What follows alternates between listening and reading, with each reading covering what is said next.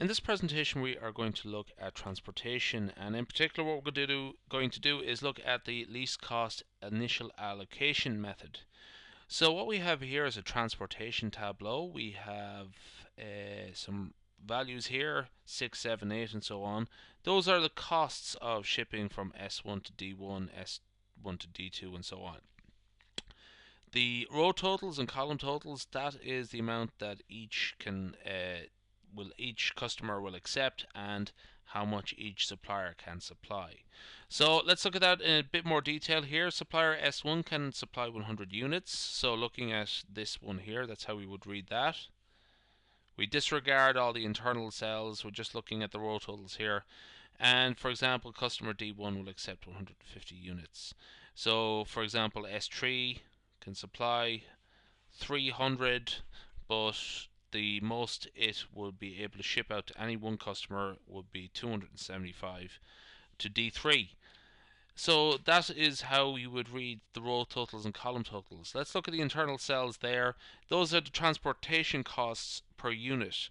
So the transportation cost from S1 to D1 is 6 per unit, and transportation cost from S1 to D2 is 7 per unit, and so on.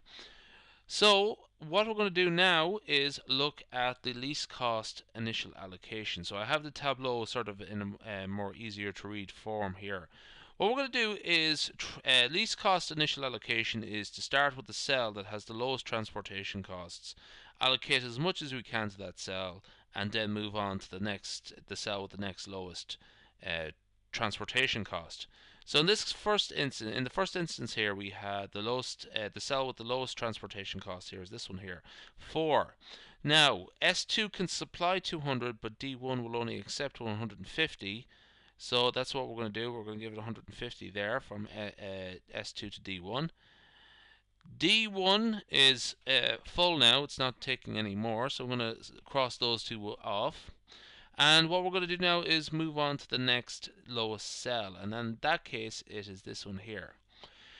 D4 can accept 75, but S2 only has 50 left. It initially had 200, but it's just shipped out 150 to D1, so that is why it is going to be 50. Okay, now that means that everything from S2 has been shipped. We can't supply D2 or D3 from S2. What we're going to do now is look at the next lowest, and the next lowest was 6 up here, but we can't use that one. It's just because it's D1 is not accepted anymore. So the next lowest one is 7 shipping cost. The next lowest shipping cost is 7, but there are 2 with 7. Now we could ship 100 from S1 to D2. S1 has 100 to ship. D2 will accept 100. Or we could look at the S3 to D4. There we can ship 275. So in a tiebreaker situation like this, you pick the one with the largest, where you can ship the largest number, the cell where you can ship the largest.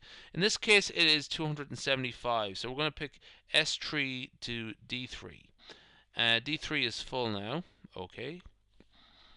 As it happens, we didn't really need the tiebreaker in this case, but it's just handy to know it in general, because we can still ship 100 from S1 to D2.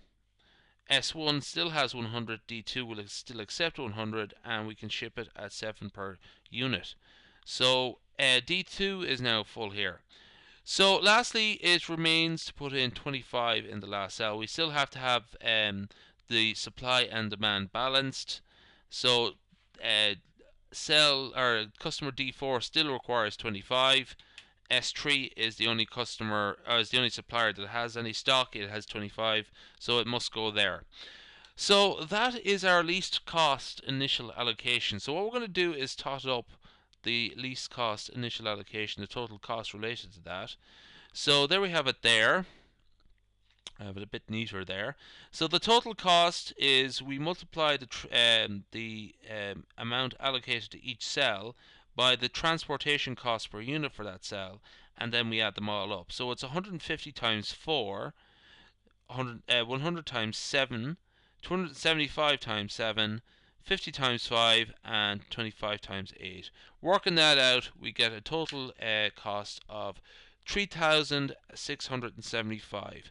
Just as a remark, that is much lower than the northwest corner. My page skipped there, but anyway, much lower than the northwest corner.